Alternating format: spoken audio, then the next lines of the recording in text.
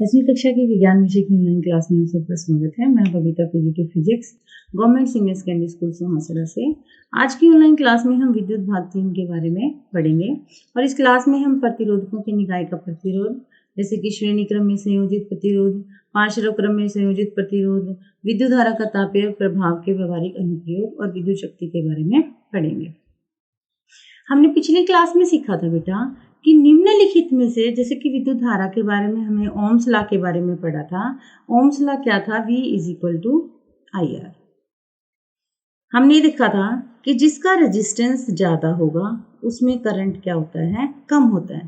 तो यहाँ पर आप देखिए, आपके पास कितने सर्किट दिए गए हैं। क्वेश्चन क्या है? निम्नलिखित में से कौन सा सबसे अधिक विद्युत धारा बहेगा, यानी किस में से सबसे अधिक विद्युत धारा बहेगी। तो रेजिस्टेंस देखो, बैटरी दी हुई है सेम 12 वोल्ट 12 वोल्ट 12 वोल्ट। यहाँ पर रेजिस्टेंस कितना है? 5 ओम, 2 ओम, 8 ओम, 10 ओम। तो मैंने अभी आपको बताया रेजिस्टेंस जिसका ज़्यादा है उसका करंट क्या होगा? कम होगा। तो हम रेजिस्टेंस को लगाते हैं 10, फिर 8, फिर 5, फिर 2। यहाँ पर देखिए सबसे कम रेजिस्टेंस कितना है? 2 ओम का है, वो बी का है। जिसका रेजिस्टेंस सबसे कम होगा उसका करंट क्या होगा? सबसे ज़्यादा होगा। जिसका रेजिस्टेंस ज़्यादा होगा उसका रेजिस्टेंस क्या होगा? कम होगा। अब ये तो हो गया सिंपल सर्किट। सिंपल सर्किट का बेटा हमारे घरों में कोई यूज़ नहीं होता। घरों में डेली लाइफ में तो हमें कैसे सर्किट चाहिए? कम्प्लेक्स सर्किट चाहिए। जैसे कि हम देखो 2 सर्किट जुड़े हों, 3 सर्किट जुड़े हों, 4 सर्किट जुड़े हों। सर्किट का मतलब मेरे अवयव से है। बल्ब हो गया, कोई भी मतलब टीवी का स्विच हो गया या पंखा हो गया, इस टाइप से। और इसे हम श्रेणी क्रम कहते हैं। अब ये श्रेणी क्रम क्या है? मुझे तो श्रेणी क्रम का नहीं पता। देखो आप सब लाइन बनाते हो ना सुबह सुबह प्रेयर में। ये आपका लेफ्ट हैंड है और ये आपका क्या है? राइट हैंड है। ये दूसरे बच्चे का लेफ्ट हैंड है, ये आपका राइट हैंड है।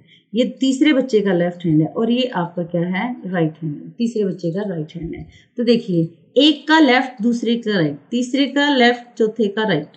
समझ में आ रहा है ना आपको कि भाई एक बच्चे का लेफ्ट दूसरे बच्चे के राइट से अटैच है। तो हम इस टाइप के सर्किट को क्या बोल सकते हैं कि कौन सा सर्किट है? सीरीज में। चलो एक छोटी सी एक्टिविटी से देखते हैं कि भाई ये क्या है सर्किट जो हम श्रेणी क्रम और पार्श्व क्रम बोल रहे हैं, ये क्या है। देखिए आप यहाँ पर, ये कोई भी रोड है, इस पे टोल लगा हुआ है, गाड़ियाँ रुक रुक के जा रही हैं, एक टाइम में एक ही गाड़ी क्रॉस कर रही है। तो हमने सोल्यूशन निकाला, किसी ने सोल्यूशन निकाला कि 2 टोल कर देते हैं। फिर भी देखो एक गाड़ी को 2 बार रुकना पड़ रहा है। वही ट्रैफिक जैम वही है, 3 बढ़ा दिए तो भी एक गाड़ी 3 बार रुक रही है, यानी यहाँ से एक गाड़ी ही एक बार में क्रॉस कर पा रही है। जैम वही का वही है, अवरोध उत्पन्न होता जा रहा है। चौथा टोल लगा दिया, चौथा टोल लगाने से भी क्या हो जाएगा? एक टाइम में एक गाड़ी ही जाएगी। तो फिर क्या है, इसका सोल्यूशन क्या निकला? परेशान हो गए क्योंकि अवरोध ज़्यादा उत्पन्न हो गया। तो इसका क्या सोल्यूशन निकाला बेटा? इसका सोल्यूशन ये निकाला गया कि अगर हम क्या करते हैं, इन टोल को, जब हमने इन टोल को स्ट्रेट लाइन में इस तरफ लगाया, हॉरिजॉन्टल लगाया, अगर हम वर्टिकली लगाते हैं तो देखिए एक टाइम में 2 गाड़ियां निकल सकती हैं। 3 टोल लगाए तो एक टाइम में 3 गाड़ियां निकल सकती है। ट्रैफिक भी जाम नहीं हो रहा है और स्पीड भी क्या हो रही है? बढ़ रही है। फिर हमने क्या किया, एक टाइम में 4 टोल लगाए। 4 लगा देंगे तो एक टाइम में 4 गाड़ियां जाएंगी। देखो बिल्कुल भी नहीं हो रहा है। जब हमने एक टाइम में इधर टोल की संख्या बढ़ाई तो रेजिस्टेंस क्या हो गया? बढ़ गया। अवरोध क्या हो गया? बढ़ गया। तो इन टोल को हम अपने रेजिस्टेंस से रिप्लेस भी कर सकते हैं। रेजिस्टेंस बढ़ने से क्या हो जाएगा? करंट क्या होगा? कम हो गया। करंट कम होने से क्या होगा? अवरोध उत्पन्न हो गया। जब हमने उनको पैरेलल में लगाया तो हमारे पास क्या रिजल्ट आया कि सभी गाड़ियां आसानी से निकल रही हैं। और आसानी से निकलने का मतलब क्या है बेटा? कि कोई किसी प्रकार का अवरोध उत्पन्न नहीं हो रहा है। जैसे कि आप यहाँ पर टोल को क्या कर सकते हो? अपने रेजिस्टेंस से रिप्लेस कर सकते हो। दूसरे टोल को दूसरे रेजिस्टेंस से, तीसरे टोल को तीसरे रेजिस्टेंस से रिप्लेस कर सकते हो। तो हमने इसको R1, इसको R2 और इसको R3 मान लिया। जब हम क्या करते हैं, इनको सीरीज में लगाते हैं। देखिए इसका लेफ्ट है, ये इसका राइट है, इसका लेफ्ट है, इसका राइट है, ये इसका लेफ्ट है, इसका राइट है। मैंने अभी आपको बताया ना, अगर लेफ्ट राइट का कॉम्बिनेशन हो तो वो कौन सा क्रम होता है? श्रेणी क्रम होता है।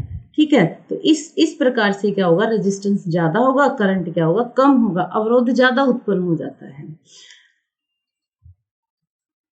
अब देखिए हमने पहले केस में क्या किया, एक टोल लगाया, गाड़ियां ऐसे जा रही थी, एक गाड़ी निकल रही थी, 2 टोल लगाए, गाड़ियां एक ही निकल रही थी पर एक गाड़ी को 2 बार रुकना पड़ रहा था। उसके लिए क्या होगा बेटा? फिर 3 टोल लगाए। 3 टोल लगाने से क्या होगा? हमारे पास एक गाड़ी 3 बार जा रही थी, 4 टोल लगाने से क्या है, एक गाड़ी 4 बार जा रही थी। परंतु जब हमने देखा कि हमने क्या किया, टोल तो बढ़ा दिया, रेजिस्टेंस बढ़ा दिए, रेजिस्टेंस बढ़ाने से क्या होगा, करंट तो कम होगा ना, करंट कम होगा तो अवरोध उतना ही ज्यादा उत्पन्न होगा। परंतु जब हमने दूसरे केस में हमने क्या किया था, हमने इनको क्या किया, पैरेलल में जोड़ दिया। अब पैरेलल समझ में आया, जैसे आप सुबह प्रेयर में खड़े होते हो ना लाइन बना के, ये आपका लेफ्ट है, ये आपका राइट है, ये आपका लेफ्ट है, ये आपका राइट है, ये आपका लेफ्ट है, ये आपका राइट है। आपके जो पीछे वाला बच्चा है उसके साथ आपका लेफ्ट मैच कर रहा है, राइट से राइट मैच कर रहा है, लेफ्ट से लेफ्ट मैच कर रहा है, राइट से राइट मैच कर रहा है। तो इस टाइप के कॉम्बिनेशन को हम क्या बोलते हैं, पैरेलल कॉम्बिनेशन बोलते हैं।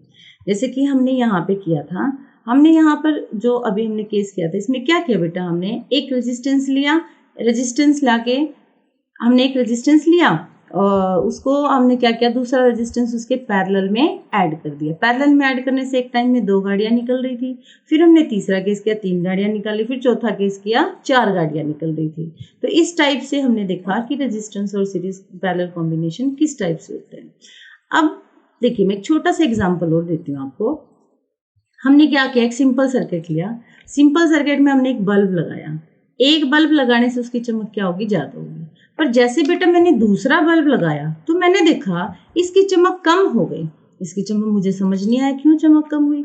फिर मैंने तीसरा बल्ब लगाया, देखा कि तीनों की चमक क्या होगी, कम होगी। तो मुझे ये एग्जाम्पल याद आया कि जब हमने क्या किया, तीनों को सीरीज में जोड़ दिया तो रेजिस्टेंस बढ़ गया, रेजिस्टेंस बढ़ने से करंट क्या होगा, कम होगा और चमक भी क्या हो जाएगी, हमारी कम हो जाएगी। जैसा कि आपको यहाँ पे पता है कि जब हम श्रेणी क्रम में जोड़ते हैं तो प्रतिरोध बढ़ जाता है और धारा क्या हो जाती है, कम हो जाती है। अब मैंने इसको दूसरे तरीके से करके देखा, ये भी मैं आपके साथ शेयर कर रही हूँ। जैसे मैंने ये बीच वाला बल्ब लिया, पहले बीच वाला बल्ब लेके टेस्ट बल्ब के साथ कनेक्ट किया। तो जब मैंने दोनों को सीरीज में लगाया, क्योंकि पहले तो ये सीरीज में ही होंगे ना, सीरीज में लगाने से क्या हो जाएगा कि भाई ये जो टेस्ट बल्ब है इसकी जो चमक है वो कम हो गई। फिर मुझे ये हुआ भाई इसमें भी चमक कम हो गई।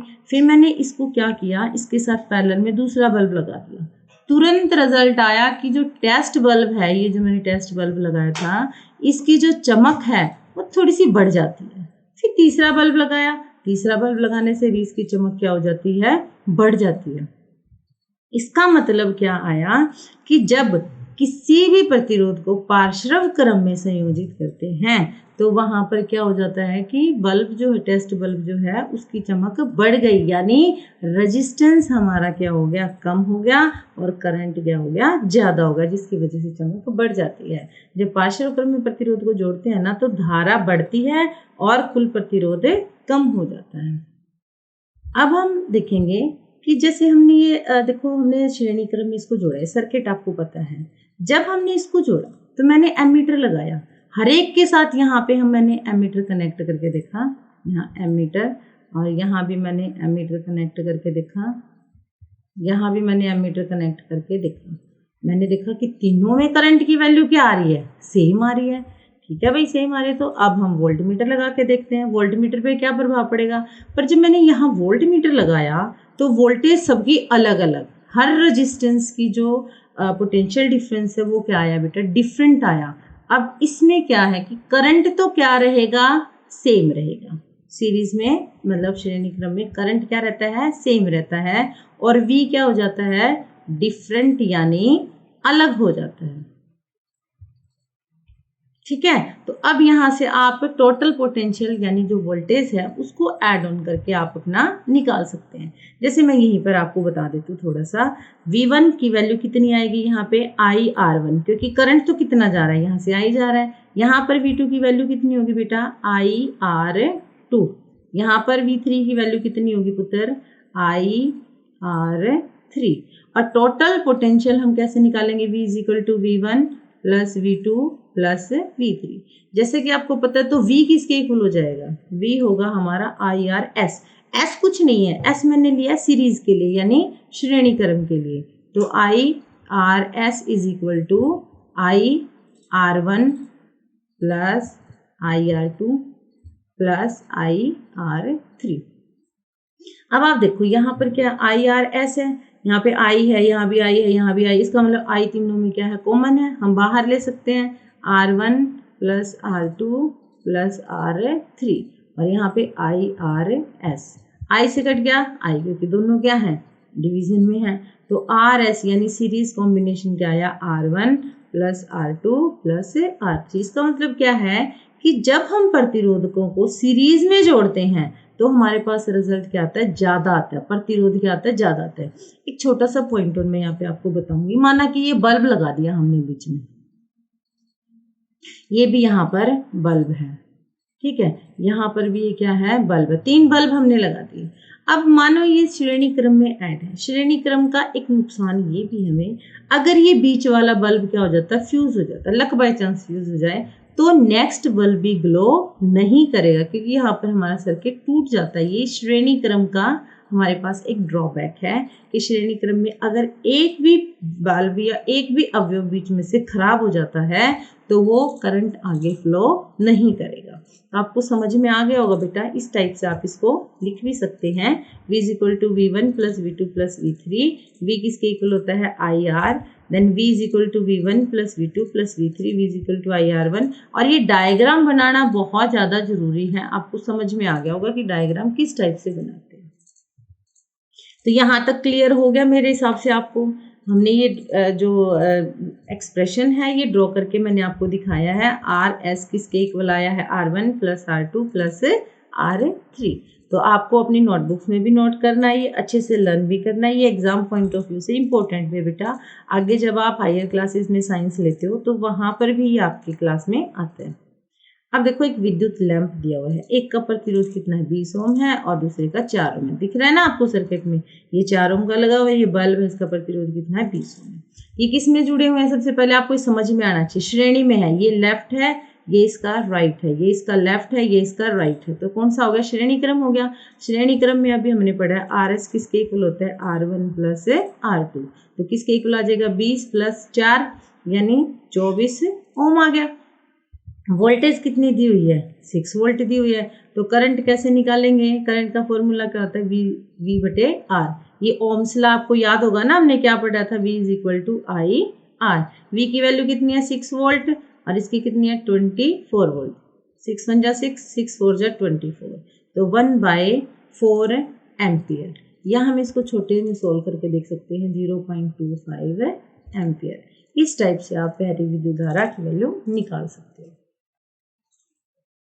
अब ये देखो, आपने घरों में, अब दिवाली आ रही है, लड़ियाँ तो आप सभी लगाओगे, ये तो आपके पास सामने ही एग्जाम्पल है। हम घरों को सजाते हैं, शादी में भी सजाते हैं, कोई फंक्शन होता है तो भी सजाते हैं, और अब तो मौका आ ही रहा है हमारे पास दिवाली का। ये लड़ियाँ आपने देखी होंगी, लड़ियों में बल्ब कैसे अटैच होते हैं, जैसे हमारी लड़ी है, मैं छोटा सा करके दिखा देती हूँ। ये बल्ब हो गया, ये बल्ब हो गया, ये बल्ब हो गया। आपने देखा होगा कई बार आपकी लड़ी नहीं जलती, फिर आप ढूंढते रहते हो कौन सा बल्ब खराब हो गया, कौन सा बल्ब खराब हो गया। उसका रीजन ये है कि बेटा जैसे ये लड़ी है, सपोज करो ये बल्ब खराब हो गया, LED बल्ब यहाँ से इसका कनेक्शन टूट गया, किसी भी रीजन से ये खराब हो गया, तो नेक्स्ट बल्ब भी ग्लो नहीं करेंगे, यानी आपकी वो लड़ी क्या हो जाती है, फिर पूरी खराब हो जाती है। आगे से आप ध्यान रखोगे कि कोई भी लड़ी में से कोई भी बल्ब खराब हो जाता है तो या तो बल्ब को रिप्लेस कर दो, क्योंकि आगे करंट उसकी वजह से ही नहीं जाता।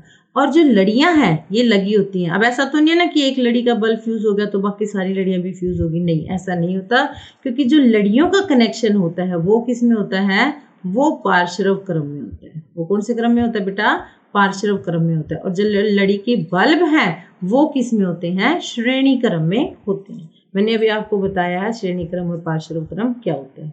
अब हम प्रतिरोध को किस में जोड़ेंगे, पार्श्व क्रम में। सर्किट डायग्राम मैंने अभी आपको बताया था, पर जब मैंने क्या किया, इसके साथ वोल्टेज जोड़ी, जैसे वोल्ट मीटर जोड़ दिया यहाँ पर, ये तो पूरे सर्किट के साथ जोड़ दिया ना। अब मैं इसको थोड़ा सा और ब्रीफ में करके देखूंगी। R1 के साथ जोड़ दिया तो भी वोल्टेज कितनी आई, VI। R2 के साथ जोड़ा तो भी VI। R3 के साथ जोड़ा तो भी कितनी आई, VI। तो यहाँ पर वोल्टेज सेम रहती है। अब क्या डिफरेंट होगा, जब मैंने इसके साथ एमीटर जोड़ा, एमीटर जोड़ने से तीनों की रीडिंग क्या आई, अलग अलग आई। यहाँ से करंट I1 जा रहा था, यहाँ से करंट I2 जा रहा था, यहाँ से करंट I3 जा रहा था। इसका मतलब यहाँ से एक रिजल्ट और निकल गया कि जब हम प्रतिरोधकों को पार्श्व क्रम में जोड़ते हैं तो जो इनका वोल्टेज है यानी विभवांतर है वो तो क्या रहता है बेटा, सेम रहता है। और जो करंट है वो क्या रहता है, डिफरेंट रहता है। पर जब हमने श्रेणी क्रम में जोड़े थे तो आई क्या था, सेम, और वी क्या था, डिफरेंट। ये देखो दोनों चीजें अलग होगी ना। जब हमने श्रेणी क्रम में जोड़ा तो आई सेम और वी डिफरेंट, जब हमने पार्शियल में जोड़ा तो वी सेम और आई डिफरेंट। याद तो रहेगा आपको, ये देखना। फिर हमने टोटल करंट कैसे निकालेंगे, हम यहाँ पे I is equal to I1 plus I2 plus I3। ये हमारे पास क्या हो जाएगा, पैरेलल में रेजिस्टेंस आ जाएगा। मैं ये थोड़ा सा आपको करके दिखा देती हूँ। पैरेलल में रेजिस्टेंस कैसे निकालेंगे अब हमें पता है I किसके इक्वल है, I1 plus I2 plus I3। I की वैल्यू ये देखो V बटे RP, यहाँ पर पुट कर देंगे V डिवाइड बाय में RP। R1 की वैल्यू क्या हो जाएगी, V डिवाइड बाय में R1, V डिवाइड बाय में R2, V डिवाइड बाय में R3। तो यहाँ पर हम लिखेंगे V डिवाइड बाय में R1 plus V divide by में R2 plus V divide by में R3। देखो V सेम है तो V कॉमन बना के क्या हो जाएगा बेटा, कट जाएगा। V 1 by RP is equal to V 1 by R1 plus 1 by R2 plus 1 by R3।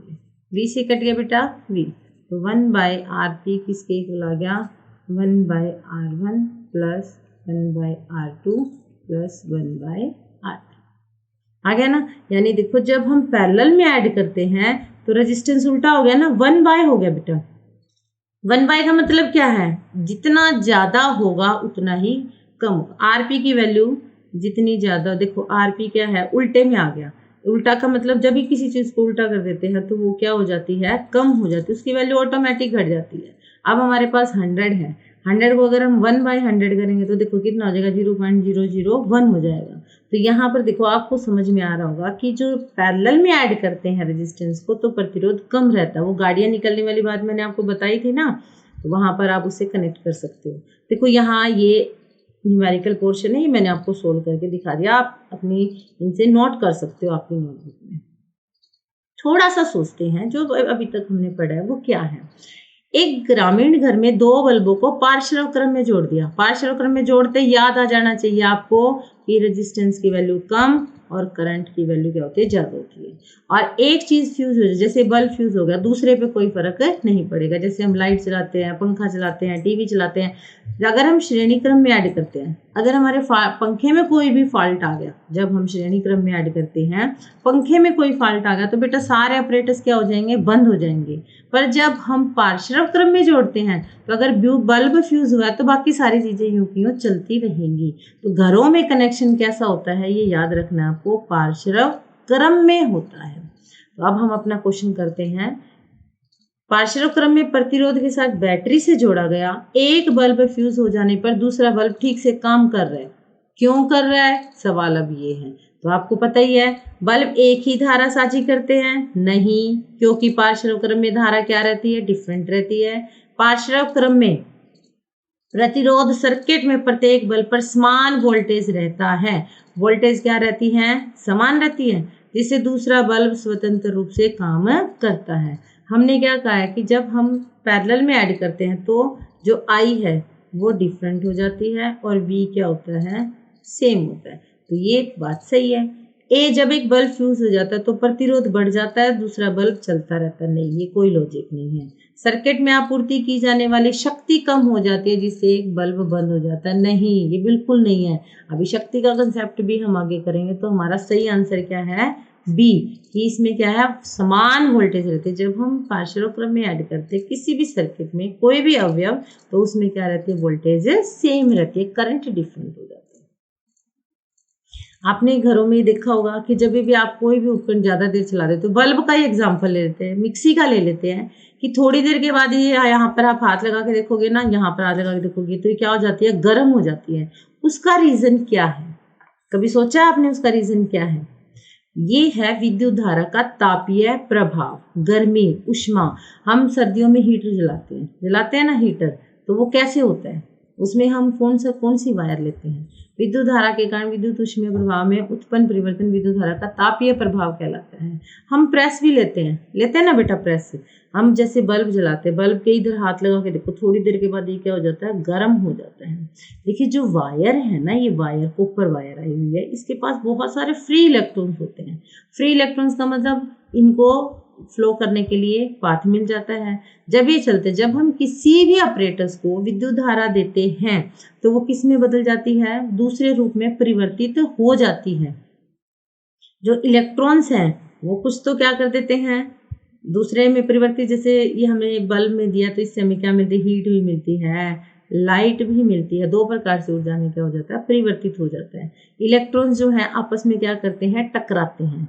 टकराने के कारण ये क्या हो जाते हैं? एक जगह पर इकट्ठे हो जाते हैं, जिसकी वजह से अपनी एनर्जी को किस में कन्वर्ट कर देते हैं? ताप में कन्वर्ट कर देते हैं।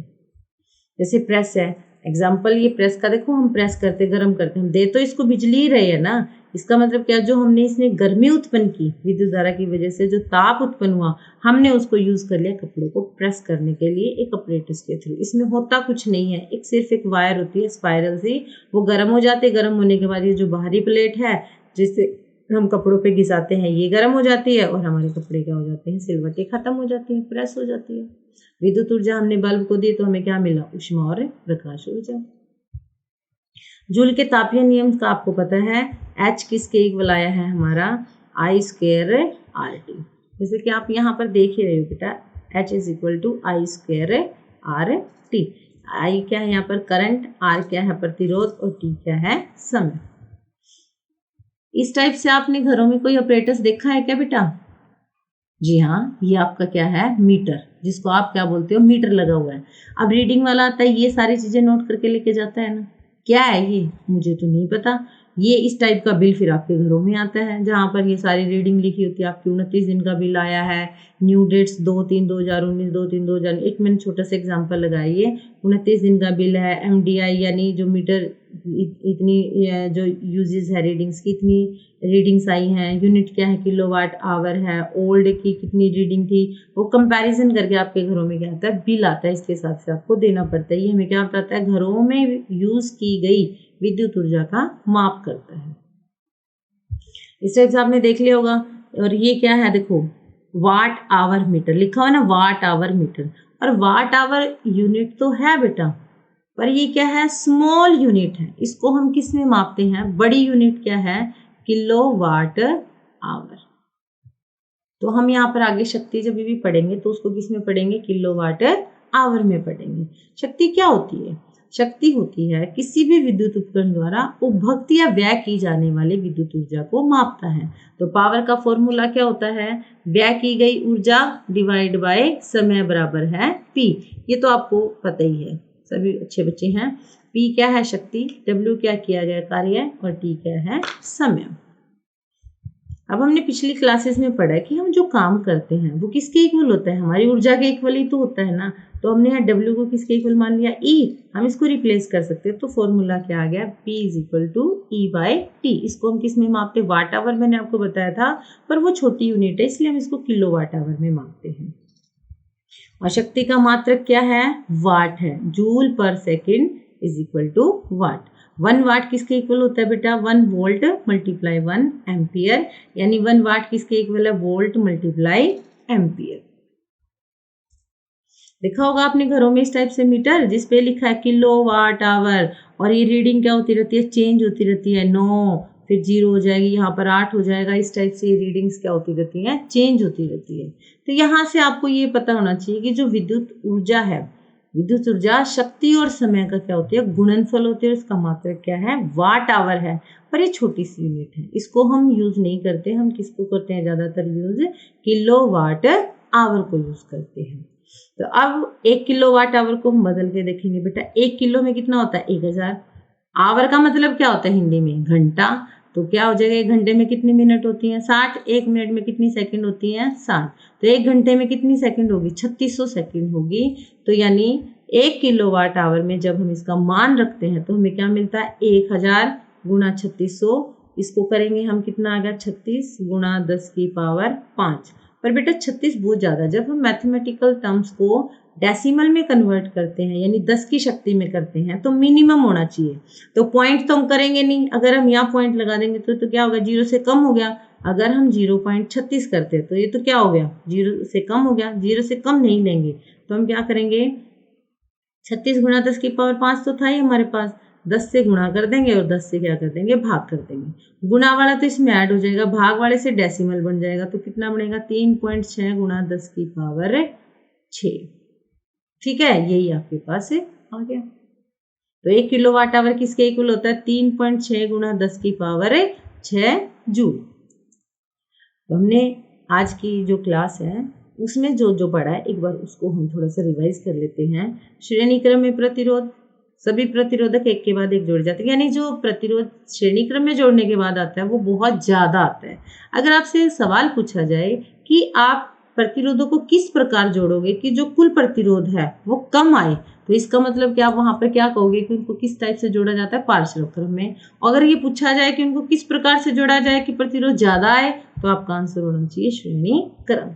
मेरे को उम्मीद है बेटा आप सबको समझ में आ गया होगा। तो आज की ऑनलाइन क्लास के बेसिस पे हम थोड़ा सा होमवर्क भी करेंगे। हमने विद्युत शक्ति भी की है, तो इसको हम इस प्रकार से लिख सकते हैं अपनी नोटबुक में। विद्युत धारा का ऊष्मीय प्रभाव भी हमने पढ़ा है। और गृह कार्य के लिए आपके पास प्रश्न 1, 2, 3 पेज नंबर 27 से। इसके अलावा आप कुछ सवाल और भी हल कर सकते हो, जैसे कि प्रश्न 1, प्रश्न 2 और प्रश्न 3। Thank you.